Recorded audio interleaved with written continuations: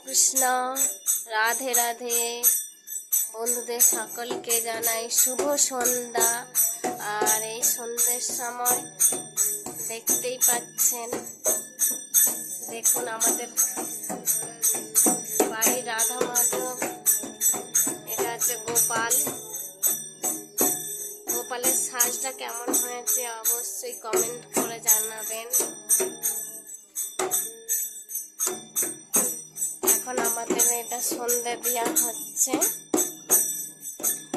ইনি হচ্ছে আমার শাশুড়ি মা, সন্ধ্যে দিচ্ছে। ধুনো এখানে রেডি হয়ে আছে, ধুনো দেওয়া হয়ে গেছে।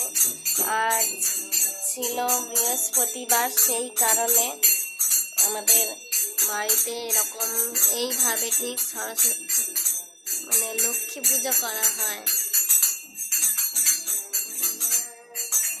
আর এগুলো হচ্ছে আমাদের